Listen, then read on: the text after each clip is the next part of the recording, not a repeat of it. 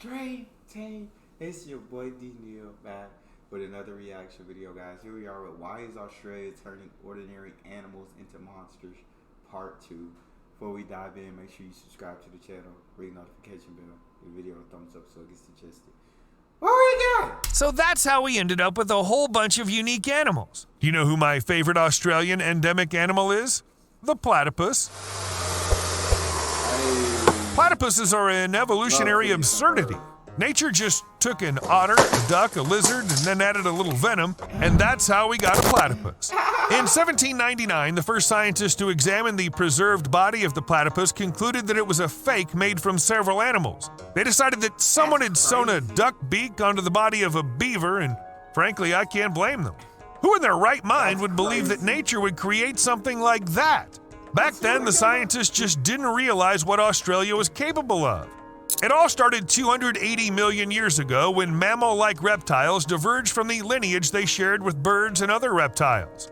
About 80 million years after this event, egg-laying mammals separated from the general mammalian lineage. This small, strange branch of the genealogical tree is the platypus and 4 species of echidnas. In a sense, they're somewhere between a lizard and what we consider a mammal. If you're a little confused, this image here clearly shows how it all went down, and also how the ancestor of the platypus ended up in Australia. Meet Steropodon, the animal destined to remain isolated. Before becoming a platypus, it first evolved into Monotrematum. It took about 60 million years, but since then, platypuses have remained virtually unchanged. They've reached evolutionary perfection, so to speak. Look, the platypus belly's not like other mammals. There's definitely something missing. The thing is, the platypus milk seeps out through pores in its belly rather than through nipples like the rest. Another incredible adaptation is the way platypuses forage for food. They close their eyes, ears, and nose underwater and find prey by sensing electrical fields with their duck bills. Their venom is found in the spurs on the hind legs of the males, which is also totally unique. If some science fiction writer came up with such a creature, everyone would accuse him of being completely unrealistic. Well, how could such a thing exist? I didn't know platypuses. I didn't know this much details about platypuses. Like, this is absolutely insanity, bro. Like, you just would never. They freaking. What do you mean? They search their prey wide. They close their eyes, their nose, their ears underwater, and they search it through electrical fields with their beak, bro. That's crazy. The interesting thing is that no one knows why platypuses just decided to stop evolving and stayed like this. Over millions of years, they haven't become more like birds, reptiles, or mammals. Perhaps the reason is Australia itself. And perhaps it's isolated nature again. By the way, do you know which country has the most venomous animals? Nope, not Australia. Honorable first place goes to Mexico with 80 venomous species, followed by Brazil with 79 species, while Australia has only 66. Actually, it's obvious that the number of venomous species is directly related to a warm climate. This rule works even in the USA. Look, the closer to the equator, the more venomous the fauna becomes. There are exceptions to the rule, of course, but the logic is simple. The most venomous creatures are cold-blooded animals such as snakes, spiders, and jellyfish. They simply can't survive in cool climates. It's also believed that the production of venom is quite energy-consuming, so instead of becoming venomous, animals use their resources to defend against the cold. I mean, why bother having venom if you can freeze to death somewhere under a log? At this point, some of our viewers might say, what about Canada? There are also venomous snakes. Why? Well, the habitat of these snakes is limited to southern Canada, and they avoid cold seasons by hibernating. Australia's scorching, dry climate makes it a perfect environment for venomous organisms to thrive. And speaking of which, have you heard about how global warming could push venomous animals further north? Yeah, I don't really want to think about that either. Nah, me neither, bro. Keep the venomous animals. I know America has said we got venomous animals, but we don't need more. My thing is, we don't need more. So go ahead, keep them where they're at. Keep them where they're at. Because even the plants in Australia are damn venomous. Some of them cause pain so excruciating that it doesn't go away for weeks or even months. And according to a recent study, plants in the Dendrocni genus produce a toxin not much different from spider venom. I'll say it again in case you didn't understand.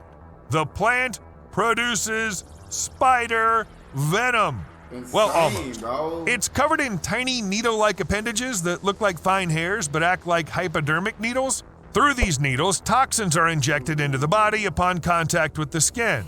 Turns out the toxin targets the same pain receptors as spider venom. This may be an example of convergent evolution. That is, an evolution that causes similar traits to appear in unrelated species. So unrelated that one species is an animal and the other is a plant. Actually, such evolution is often driven by similar environmental pressures and lifestyles, which means, yes, the continent has caused so much pressure that even plants here prefer to use venom to defend themselves. Actually, if you ask people to... Come on, plants. The animals are enough to deal with. Now I gotta worry about the plants too. Now I gotta focus on which plants to touch and which ones I can't touch. It's too much. It's too much venom. Too much venom in the air. Name Australia's deadliest creatures, they're likely to give you an impressive list of snakes, spiders, and sharks that can kill humans. Maybe jellyfish and octopuses would be on it too. But who really tops the list? The honeybee. Doesn't sound threatening enough to you? Meanwhile, this hard-working insect, first introduced to Australia in 1822, kills 1 or 2 Australians a year. On average, sharks claim even fewer lives annually, and the number of deaths caused by spider bites in the country is also lower. For most people, a bee sting causes only localized pain and swelling. However, it's believed that up to 3% of the population is allergic to honeybee venom, and they most likely don't even know it. Between 2000 and 2013, approximately 42,000 people ended up in the hospital due to stings, and some of these cases resulted in fatalities. 42,000. Oh, yeah. Ain't nobody ever brought the honeybee up on any of the lists that Australia's animal list that I watched. The honeybee was never on that list. And they out here taking out the most people, or at least putting the most people in the hospital. 42,000 hospitalized from the honey. Nah.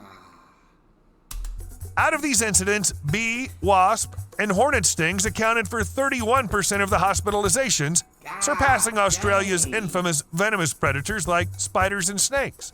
The reason for the high percentage of deaths resulting from bee stings is rather strange. When someone is bitten by a snake or spider, he naturally goes to the hospital. But we tend to underestimate bees until it's too late. What the hell? Oh my God, no way. You crazy, bro. That is.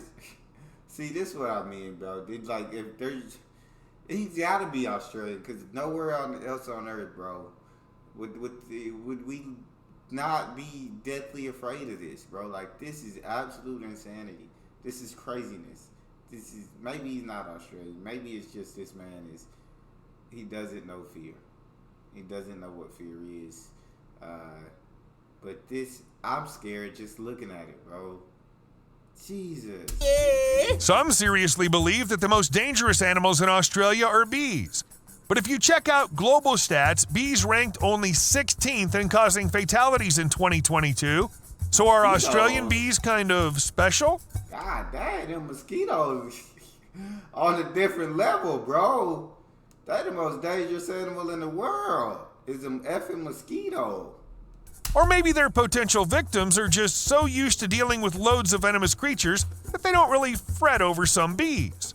Well, until scientists run proper studies, it's too early to jump to conclusions. An ambulance, please. An ambulance, I'm bleeding to death. A few years ago, there was a 911 call where a man was freaking out, asking for an ambulance because he was scared he'd bleed out. All because he'd been attacked by the most dangerous bird in the world. Imagine this, a 130-pound modern dinosaur with deadly claws that can jump 5 feet. I hear how I said a magpie, the most dangerous bird in the world, a magpie. A 130-pound modern dinosaur with deadly claws that can jump 5 feet high and aim its dagger-like feet at a target while airborne? No wonder zookeepers use shields when dealing with cassowaries. But even they don't always help. Because cassowaries are creatures that are very difficult to run away from. Not only can these birds run, but they can reach speeds of up to 31 miles per hour in a dense forest. In addition, cassowaries are good swimmers. They can cross wide rivers and swim into the sea. Cassowaries are also omnivores. While other birds may consume meat too, cassowaries are true experts when it comes to being omnivorous. They're not picky eaters and are willing to eat anything that can fit in their mouths. Is it meat? Is it alive? Is it dead? Doesn't really matter. There's a reason I compared these birds to dinosaurs. Cassowaries are incredibly ancient creatures dating back to around 60 million years ago during the Cretaceous period when non-avian dinosaurs ruled the earth. Interestingly, that's also when the platypus, with its resemblance to the modern one, first appeared. Due to their ancient nature, cassowaries still retain some characteristics shared with dinosaurs, such as their three-toed feet and respiratory system. While all birds have descended from dinosaurs, cassowaries seem to have kept their dino legacy alive and kicking. And although scientists are actively studying cassowaries, we don't have as much data about their evolution as we'd like. Well, a couple years ago, they found a dinosaur that really looks a lot like this bird. There are a lot of similarities, from the impressive crest on the head to the long neck and ostrich-like body. This skeleton was discovered in southern China. And although the find has not yet been thoroughly analyzed, it's quite possible that, yes, such dinosaurs could get stuck in Australia and eventually evolve into cassowaries. But why did the cassowaries decide to stop evolving? Evolution can be quite flexible, and they could have transformed into something entirely different. Most likely, cassowaries occupied their niche here, and there was no need to evolve no further at this point. They had reached peak. No, there was no it wasn't necessary to continue to evolve. No need to change it. For one thing, the lack of predators allowed the cassowaries to become large and flightless. That's convenient. And secondly, these birds proved to be perfect for the place where they settled. The rainforests where cassowaries live are estimated to be 180 million years old. They're the oldest surviving rainforests on Earth. And as strange as it may sound, these forests owe much of their longevity and vastness to cassowaries. It's simple. The birds eat fruits, some of which are poisonous to other animals, and scatter seeds with their droppings throughout the forest. And this happens over a large area, which means that the rainforests have continued to do well for centuries now. Okay, who haven't we mentioned yet? Oh, that's right, frogs. So this is what frogs look like elsewhere. Typical, cute, mostly green. Here's what the frogs started to look like when they got to Australia. Like a naked mole rat frog. Oh yeah. Yes, this pink lump of jelly is actually a frog that's given up almost everything that's basically associated with the frog. Instead, the animal has chosen to live in the desert digging burrows.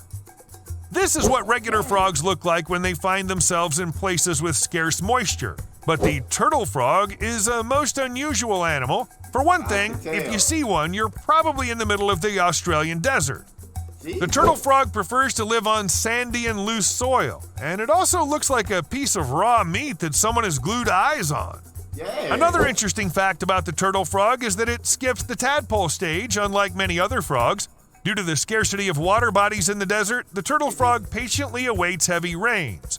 When it finally rains, the frog emerges to mate and lay eggs from which tiny yet fully developed frogs hatch. So there are no tadpoles around, and no one's doing any swimming. To really grasp why this frog is so unique, you'd have to ask zoologists. You see, the turtle frog has a unique way of digging in the sand. It uses its front legs instead of its hind legs.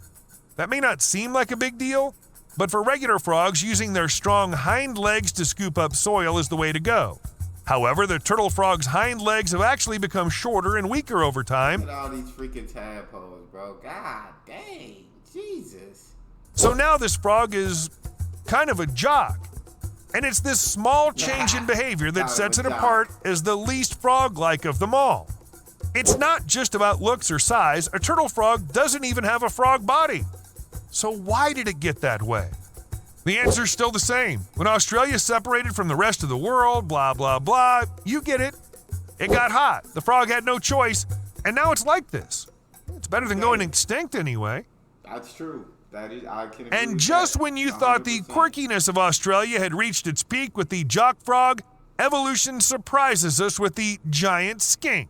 About 1,500 species of lizard living on Earth belong to the skink family. These are small reptiles with short legs and without anything resembling a neck in the usual sense. These stocky little creatures are found just about everywhere. Not that it's surprising that the largest skink known to exist in history was just recently discovered where many other giant creatures once roamed, in Australia. Scientists found an unusually large skull and jaw that looked like the remains of a lizard in caves in New South Wales. Analysis has shown that the two bones belong to an extinct species of skink, a species that until now had never been known to science.